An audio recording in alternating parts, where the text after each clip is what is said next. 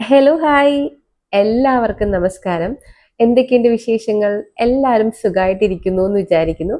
പിന്നെ വീഡിയോ എല്ലാവർക്കും ഇഷ്ടപ്പെടുന്നുണ്ടോ ഇല്ലയോ എന്നുള്ള കാര്യമൊന്നും എനിക്കറിയില്ല. ഞാൻ വീഡിയോ ഇടുന്നു, അത്രേ ഉള്ളൂ കേട്ടോ. ഇന്ന് നമ്മൾ പറയുന്നത് പ്യുവറായിട്ട് എൻ്റെ മാത്രം കാര്യമാണ്.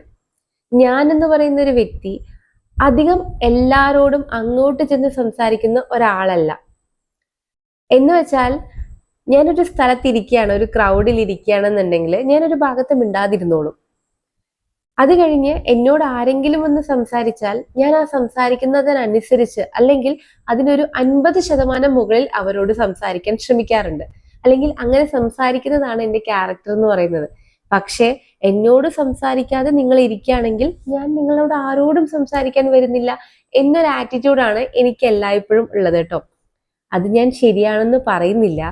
പക്ഷേ എൻ്റെ ആ ആറ്റിറ്റ്യൂഡ് കൊണ്ട് എല്ലാവരും എന്നെ അഹങ്കാരി എന്ന് പറയാറുണ്ട്. എനിക്കറിയില്ല ഞാൻ അഹങ്കാരിയാണോ ഇല്ലയോ എന്നൊന്നും എനിക്കറിയില്ല.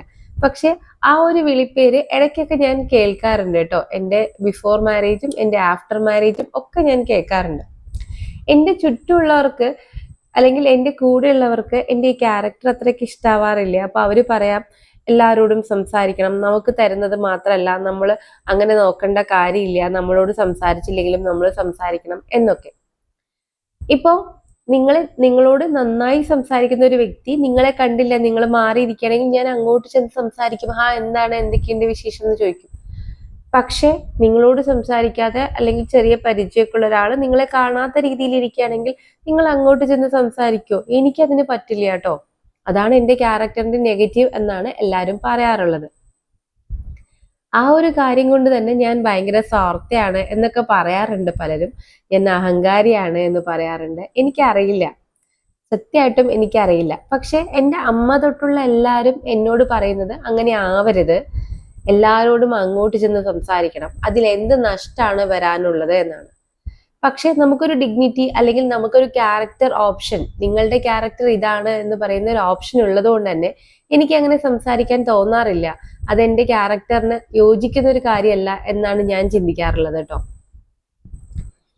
ഇപ്പോ നിങ്ങൾ നിങ്ങളുടെ അടുത്ത് നന്നായി ഇടപഴകുന്ന ഒരാൾക്ക് നിങ്ങൾ പൂർണ്ണമായും അയാൾ തരുന്നത് പോലെ തന്നെ ഒരു വാല്യൂ അങ്ങോട്ടും കൊടുക്കണം.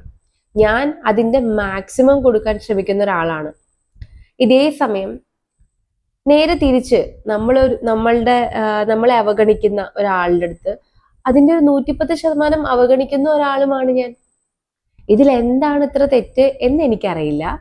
പക്ഷെ ഈ വിഷയത്തെക്കുറിച്ച് സംസാരിക്കാൻ ഞാൻ ആഗ്രഹിച്ചു കേട്ടോ. അതുകൊണ്ടാണ് ഞാൻ ഇത് പറഞ്ഞത്.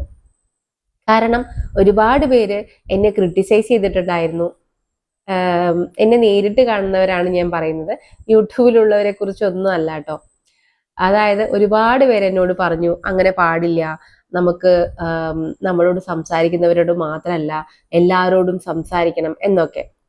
പക്ഷെ എനിക്ക് അങ്ങനെ നമ്മൾക്ക് തരാത്ത, അതായത് അർഹതയില്ലാത്ത ഒരാൾക്ക് വാരിക്കോരി കൊടുക്കുക എന്ന് പറയുന്ന ഒന്നിനോട് എനിക്ക് പേഴ്സണലി താല്പര്യമില്ല. നിങ്ങൾ എന്താണോ അർഹിക്കുന്നത് അത് മാത്രമേ നിങ്ങൾക്ക് തരാൻ പാടുള്ളൂ എന്നൊരു ചിന്താഗതിയുള്ള ആളാണ് ഞാൻ. എന്നെ പോലെ എത്ര പേര് ചിന്തിക്കുന്നുണ്ട് എന്ന് എനിക്കറിയില്ല. എന്നിരുന്നാലും ഞാൻ പറഞ്ഞു എന്ന് മാത്രം. അപ്പൊ എൻ്റെ ഈ രീതി ശരിയാണോ തെറ്റാണോ എന്നൊക്കെ ഒന്ന് വിലയിരുത്തിയാൽ വലിയ ഉപകാരമായിരിക്കും എനിക്ക് കേട്ടോ, പേഴ്സണലി. കാരണം നമ്മളെല്ലാവരും നമ്മുടെ ക്യാരക്ടർ ചേഞ്ച് ചെയ്യാനൊക്കെ ഇഷ്ടപ്പെടുന്നവരാണ്. അതായത് നല്ലതാണെങ്കിൽ അത് എടുക്കാൻ ഇഷ്ടപ്പെടുന്നവരാണ്. അപ്പോൾ അങ്ങനെ എന്തെങ്കിലും മാറ്റം കൊണ്ടുവരണമെങ്കിൽ കൊണ്ടുവരാലോ. അപ്പോൾ അത്രയേ ഉള്ളൂ ഇന്നത്തെ വീഡിയോ എന്ന് പറയുന്നത്. പിന്നെ കാണാം നല്ലൊരു വീഡിയോ ആയിട്ട്. ബൈ.